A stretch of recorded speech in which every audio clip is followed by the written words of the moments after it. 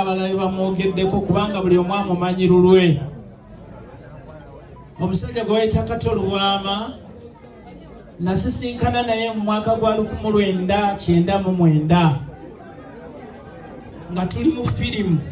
Twali mu firimu bagita Nita Cinema, waliwo ne Odeon Cinema nga gye tulabira firimu. Nangamba ndi mu kuzanya katemba.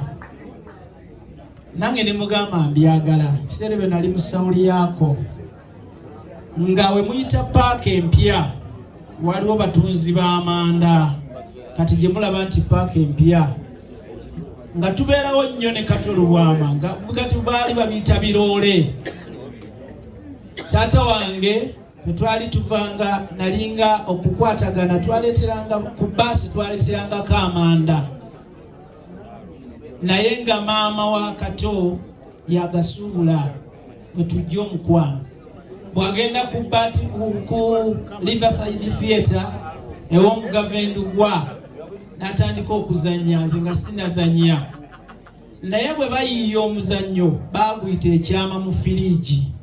Abali wano abaali mu Riverside muyinza okujjula yali Asafu Ssemwogerere, mwalimu Mariam Ndagire, mwalimu Waiswa.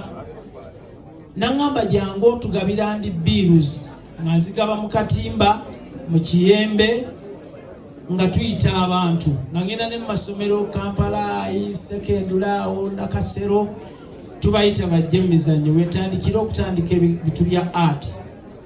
Bwe nagenda mu Riverside nga abazanyi abalimu b'amaanyi nnyo ba Abe Mukiibi, omukyala Mariam Ndagire, waliwo n'omukyala eyavanga ennyo Bulaaya kati gwe muyita Alima Namakula. Ebiseera byali avanga Bulaaya okujja okuzannya. Nga neŋŋamba naye bano sijja kubasobola. Ne ŋŋenda negatta ku Kezimbira Dramakita. Kezimbira Dramakita baali mu kayaayu ne bavaayo. Olwo ntandika art. Kato Lubwama mbagamba olwaleero nze nfiiriddwa nnyo. Eddwaliro mwe banzijanjabira bayita Saidina Abubakari eriri wali yagamba yantwalayo nga tuli mu ddama nagamba ono Katumba mu mujjanjabe paka lwalikola ki lwaliwona. Mu ati wano oba n'ebitongole byonna ebikozesa abantu bw'oyawukana n'omuntu mu kitongole kyakufuula mu ki mulabe. Olwaleero gyonna mbadde ku kitanda wiiki eno yonna navuddeyo gula ekiro nga Kato Lubwama ye yantwala mu ddwaliro eryo erya Saidina. Era bwe mpulidde ku saa 12 nti afudde n'enfuna embeera embi ya sukaali. Saali badde wano kati essaawa eno kubanga mubimanyi byonna ebyaliwo. Idamani ayogedde bya kusabula ayina byayogedde ba ati bwe muba tembikutte muli mu bukyamu naye kyabagambye kyekyo.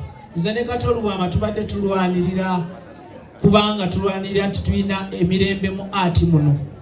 Yava ku bwemupi naye nga tubyogerako. Nze jjo ly'abalamu nabadde mu federation nempanika omukono njogera ebituluma siba nantakinga. We wavudde obulwadde bwange okuddamu okubeera bwe nti mbadde nteredde naye nga tebaagala njogere ebyama bye nafunye nti nze olw'okuba ndi wa nuupu nga tebaagala nziguse ensonga. Ekyo nakifunye. Leo yankubira essimu n'agamba toyinza kwogera wali ng'oli wa nuupu. Ne ngamba bwe kiri naye ng'ekyali kitutudde mu federation omwo tetuliyo nti olw'okubanga nti wano wa nuupu ono waki kubanga fulufiga ku olwo tetukwatagana mu byobufuzi.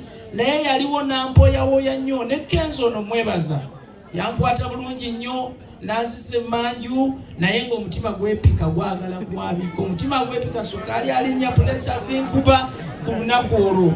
Era mbagamba mmwe abali wano senga Kenzo teyantaasa senga ndiruzira kuba siba nalinja mukwata obuviiri buyusayusi. Mbabuulira ate siri musonyiwa kubanga tayinza kummanyiira. Mbabuulidde gye tuvudde ne ati tuvudde wala. Mwe bamutulaba ne mutumanyiira manyiira kubanga muyimbi obuyimbayimba nga n'abamu tebamanyi kuyimba wabula bayimbisa ssente. mukitegeera ze tulumira kati Katona avuddewo naye ani agenda okudda mu bigere bya Kato ani era mu ati ki ali wano essaawa eno abakola ku radio ne TV bavudde mu ati era n'omala bagamba nti muveewo TV tezikola mu Uganda ba abe mukibi be batendese ne Kato Lubwama abakola ku TV basenkubuge be batutendese ebbanga lyonna naye mwe abamanyira ba ati essaawa eno nga mwakatandika okuyimba mutuwe ebitiibwa kubulidde gyenvudde ne musiki ono ne katembo ono ena gwe tulimu ku essaawa eno Kato yalama n'agamba nti alina kukubirwa ki ndongo si bakiri njagala mujjeyo ebyuma kuba yali yabigula Kato Lubwama yagula ebyuma naye nga taagala kumanya nti yagula ebyuma olw'emitima emibi nga munaamanya mujja biwendulira abantu babyokye nakyo nkibagamba leero abadde n'ebyuma ebirungi ennyo naye nga yagamba nti bibeereyo bbali nga nze sibyogedde kubanga bajja gamba nti Kato Lubwama kubanga babadde tebamwagala bangi naye nga Kato Lubwama abadde ayogera mazima nga kyakugamba kyekyo neweddako n'okitegeera batokola ki tokitegeera nze tubadde tutukwatagana nnyo byabufuzi nga ngamba kwebeereeyo mu buvubuka bwa nuupu mubeereeyo bwe mutyo naye nga bwe tusingana tukola ki twogera era nsaasidde nnyo abadayamandi mwenna Mukama abagumye kubanga yatendeka bangi nnyo nange ali wano yali atendeseeko mukiwuliriza mwebale nnyo mwebalire ddala ndi mulwadde lwa nsonga emu nti ebintu byonna mwakola ki naye twogera ebintu nga tuli balamu ne mbiyita ebyokusaaga nabagamba bwe nfa anzisaani Kato Lubwama yabagamba mulwadde omutima ne mugamba ali katemba nti akola bubadi amaze kuva mu nsi bajja babuulira lwaki owuliriza musajja badde ne sukaali badde ne pulesa omutima nange nina ekinnuma obulwadde bunumye ebbanga naye kale mwebale nnyo mwebalire ddala naye tulina okuyimba ab'ebyuma mu bikwate tusooke tuyimbire Kato Lubwama mukwate ebyuma tuyimbe ke kalombolombo naye wali ng'ennobo tennavuga awulira bubi ate nange bwe nfanga mirina okkuba ebyuma mirina okukola ki